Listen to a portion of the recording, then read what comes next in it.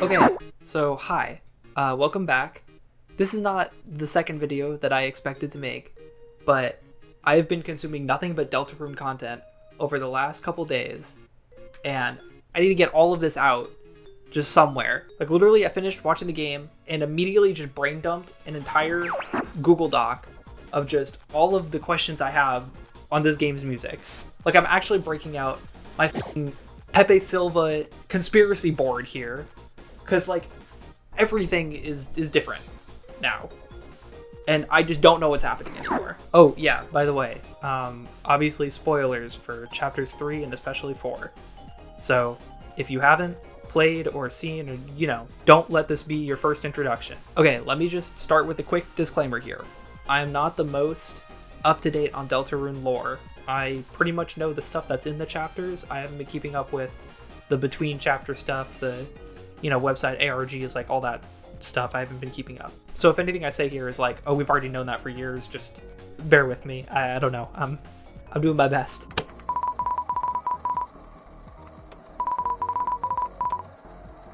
But yes, I have a lot of questions about the music for chapters 3 and 4 because there's a lot of weird stuff going on with it and I don't really understand what. So I just want to throw these out here, number one, to get them out of my head, but also if people can talk about it in the comments or, if there's any information, I just kind of want to know.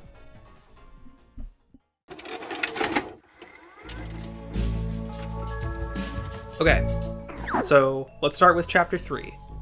Now, less stuff is happening in chapter 3, kind of lore-wise, this kind of stuff that I'd be worried about. So really the biggest thing here is, well, firstly, there's the whole Tenna Spamton connection. So I think previously we were kind of thinking that Spamton was just going to be a one-off secret boss for chapter 2. But it's kind of surprising seeing that he has more direct connection to Tenna being like a key part of his actual story. And I think, it's kind of laid out like they are a dynamic duo, right? I think it even says that maybe or something along those lines in the Z rank room that presumably was Spamton's old changing room. But you can hear in pretty much all of Tenna's themes, including like his battle theme, for instance. You can hear that Spamton theme coming through, and it's like very clear that in some way, obviously those two have a history, they are connected, they both share that same motif there. Of course, Spamton has a bit more outside of that, Tenna also has more outside of that, but they're very connected, and I think that's interesting.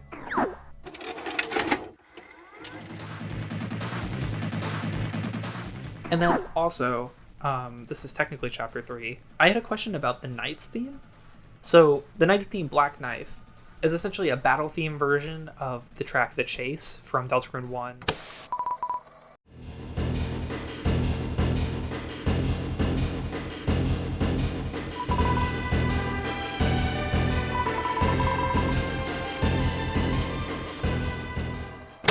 It's used in Deltarune Chapter 1, also in Chapter 4 a couple times, and I don't know exactly what it represents.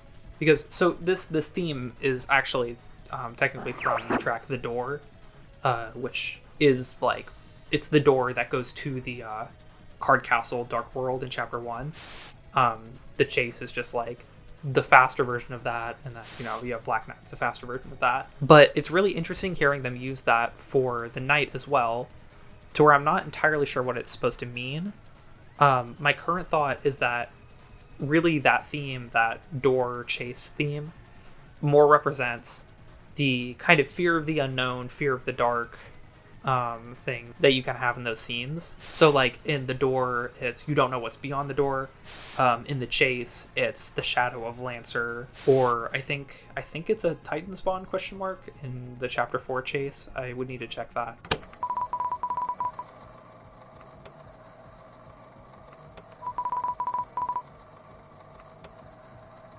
And then with the Roaring Knight in Black Knife.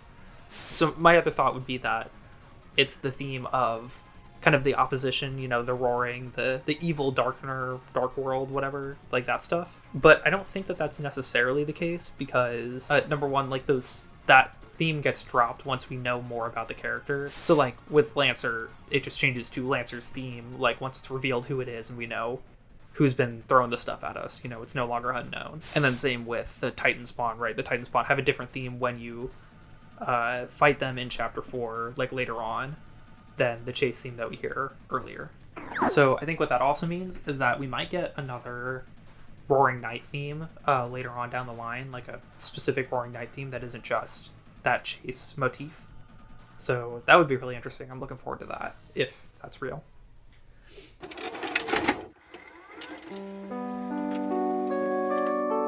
Okay, now let's move on to the bigger brain, which is Chapter 4. So with Chapter 4, my biggest question, like the thing that is messing me up maybe the most right now, what the f is going on with Lost Girl? Okay, so Lost Girl is like pretty heavily associated with the Holiday family, right? You hear that in at the end of Noelle's theme. Pretty much every Des related thing is some sort of version of Lost Girl. In fact, I would say that this theme is actually more of Des's theme than necessarily the holidays as a whole. It's much more associated with her. Again, we got more of that in this chapter, where Des's room has a version of Lost Girl, and then the Raise Your Bat song from Chapter 3 uses Lost Girl, and that is like very heavily associated with Des, a lot of Des kind of things. And then in the Gumball Machine room, it's Chapter 3. So there's like a couple of like linking it to Des, and the only other time we see it is like Noelle in the Chapter 2 scene and in her theme. So then why the f do we have Lost Girl playing in Susie specific scenes? Like we have Susie giving her backstory and we have Lost Girl playing, and that just doesn't make any sense to me, because at least at the moment there is no direct connection between Susie and the holidays, and especially not Des, right? Like unless they mean for Susie and Noelle to be that linked, like outside of just them probably getting together at some point, it's so bizarre to just have it be used as a Susie theme as well. I'm not sure what they're necessarily going for there. And actually, as I was writing this, I listened through again, and I found that the song Friends that plays in the diner scene between Chris and Susie is actually also an arrangement of Noelle's theme, Girl Next Door.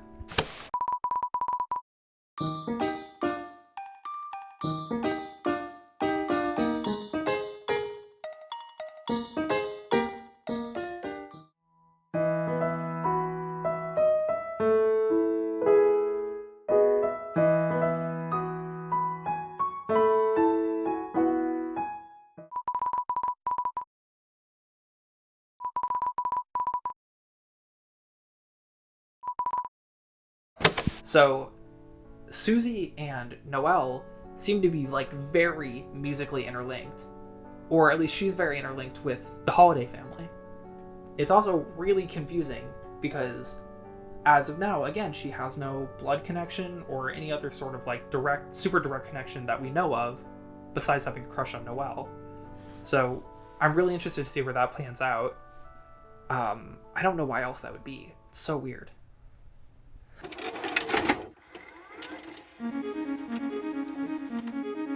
Okay, my second question for Chapter 4 is, are we ever going to hear Rude Buster again? So Chapter 4 seems pretty clearly to be a tonal shift in the game. Like the turning point where it goes from, hey, these are our goofy adventures with a little bit of like the hidden boss, like dark undercurrents, to we're getting into the main plot and everything from here on out is going to connect together a lot more. Like I think that's just communicated with the rest of the game. But then what was getting me is that the Sanctuary battle theme is called From Now On, right? And it uses the Sanctuary motif, but also a lot of stuff from the legend, right? Like it's very connected to the prophecy. And so I wonder if from this point on, if we're taking the name very literally, we aren't going to be hearing Rude Buster anymore. Like that song is just going to be gone, and we're going to have them based more on the second battle theme from now on. Okay, speaking of the prophecy, I am a little unclear on what the theme of the prophecy actually is, like musically. I think what makes the most sense is that it is the theme of like the legend, right, that you hear from Ralsei's telling, and then it's also in the title screen intro for Chapter 4. It's in all the themes and everything. Like, I think it makes sense that that's the theme of the prophecy, but I also noticed in the church, right, they do the hymn that they're all singing, and that is actually to the tune of Don't Forget.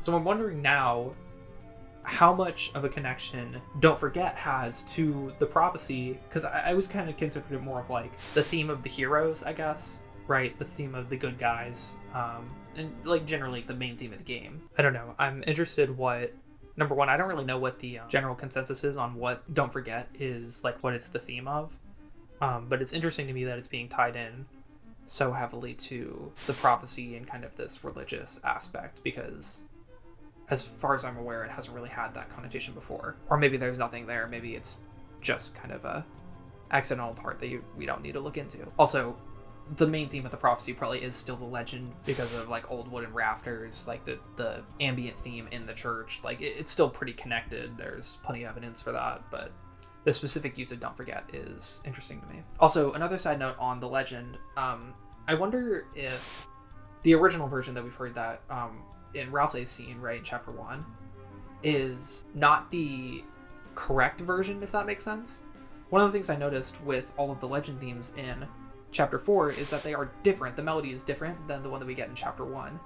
And I wonder if that's because of Ralsei, like, as he said, kind of summarizing the legend, leaving a lot of important bits out, right? Because he didn't want to alarm Chris and Susie. Like, I wonder if that's a musical way that they are representing that, where the actual legend, the full thing, is different musically than the kind of fake version that Ralsei gave us.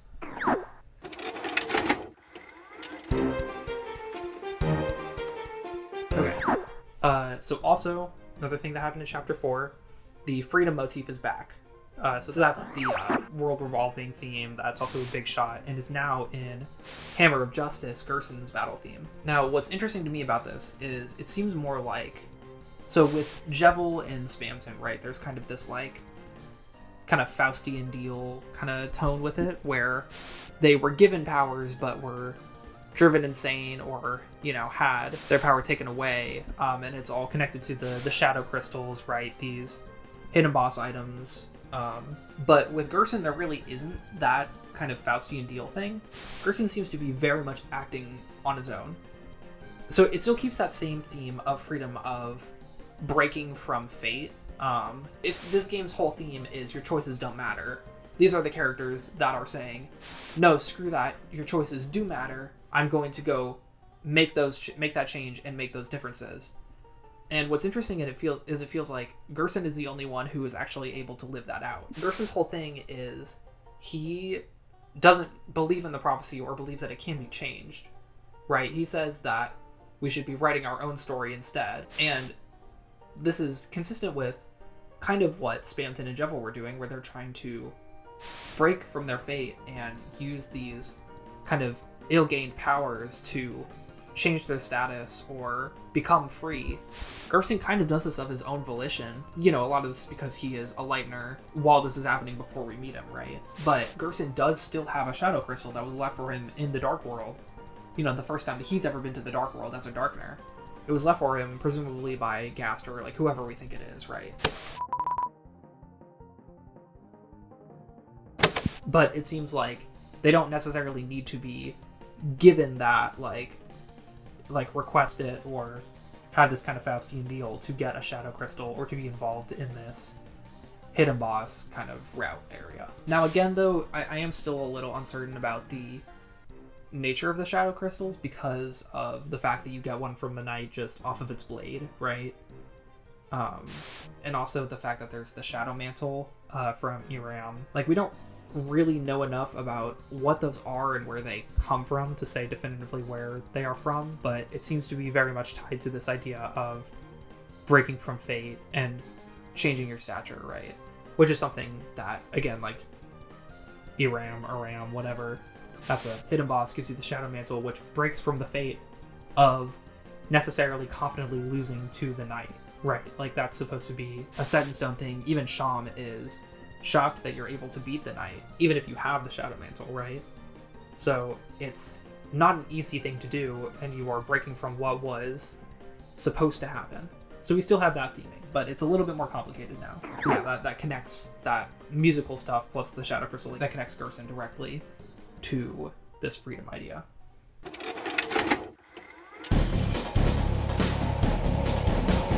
Okay, I'm also not entirely sure what the theme of the Titans is going to be. Again, I don't think it's going to be the theme of the chase, from what I was saying earlier. This is part of the reason why I don't think the chase is the evil theme, because it's not represented at all in the Titans or Titan Spawn theme from the final sequence. Now, the main melody of the Titan theme is just like the Sanctuary theme stuff, but there is like a secondary melody, so I wonder if that's what it's going to be. We haven't seen it anywhere else to my knowledge, so that would make sense. It seems new. Though in future Titan fights, it might just also take heavily from the Dark World that it's in, and then add on to that later, like that kind of thing. Again, if the Sanctuary theme is going to become more prevalent, if it's used in the new battle theme, or if it becomes more associated with the prophecy as that becomes more important, like, we'll see. Maybe it'll keep that, but I would expect that to change in the future.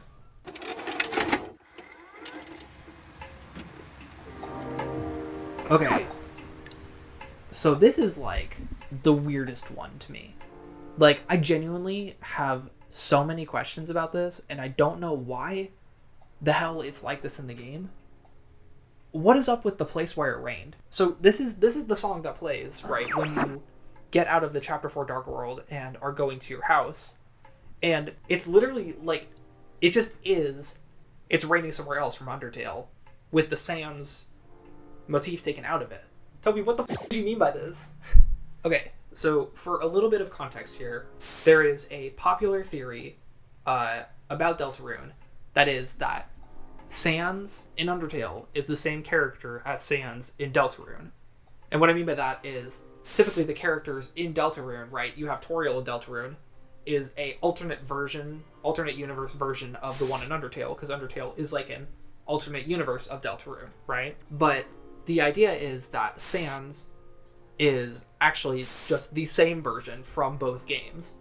And then, yeah, like on the timeline, I think Deltarune would be first, and then he gets taken to Undertale. But I'll be honest, having this song here, so It's Raining Somewhere Else is a song in Undertale that plays when you're having a conversation with Sans in the Mettaton Hotel, and it usually is kind of a somber and then kind of more arranged jazz version of Sans' theme, just Sans. So with the Deltarune version, we have, if the original song is It's Raining Somewhere Else, now we have the place where it rained. So this is what that song is referencing, and it removes that Sans motif from it. So then all you have are the extra bits that are original to It's Raining Somewhere Else. So this seems like basically just direct confirmation that Sans is from Deltarune, because okay, the additional things in Undertale, he has a line where he says that he gave up trying to go back, and he's not talking about the surface. And then he has his workshop where he has a picture of 3 smiling individuals with words that say, "Don't forget." That's very heavy Deltarune, the 3 heroes, and then Don't Forget obviously being the main theme of the game. Oh, and I forgot to mention, It's Raining Somewhere Else, a slowed version, actually plays in Sans' workshop. And then he also has like a machine under a cover that presumably would be him trying to get back to Deltarune, or maybe not because he gave up or whatever. And then we also got more evidence for this in Chapter 4 because Susie is shown bleeding, which probably implies that monsters in the world of Deltarune can bleed, something that monsters in Undertale cannot do, except for Sans. So he was always weird for that reason. So it seems pretty sure that he is from Deltarune at this point.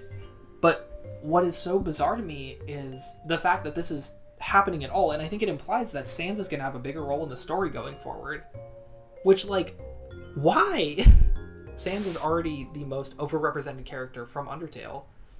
And it's just like, I get that this is probably planned from Undertale's creation, given the name It's Raining Somewhere Else. Like, he was clearly setting up for this slam dunk now of the place where it's raining, which is super cool, by the way. But it just seems like especially this with Sans also, then befriending our mom, like, he's gonna have more to do in the story.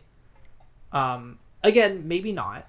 Maybe this will just be kind of a side plot that doesn't really amount to much. But it was just such a jarring choice, if that makes sense.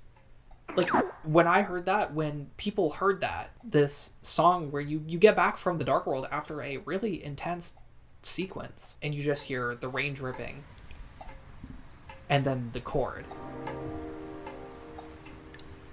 Like, we knew. So it just seems like these games are directly connected in that way, outside of just Gaster, or it's just an alternate universe retelling kind of thing. But I just don't know why it was placed here in the game specifically. Very cool, but I don't know if that's necessarily what people were looking for.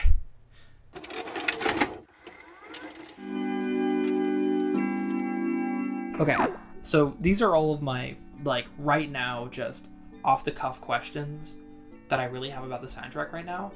I think there are more things to talk about. There are a couple of other Undertale connections. None of them, I think, are as notable as the place where it rained. A lot of it's just like, you know, this character is on screen, so here's a version of their theme. But I just wanted to get these out there to hopefully get some answers, or get people thinking about it if they aren't already. Plus, I just really needed to get this out somewhere, because I'm going insane thinking about this stuff. Okay, thank you for listening to my insane ramblings. I will see you guys in the next video eventually. Bye-bye.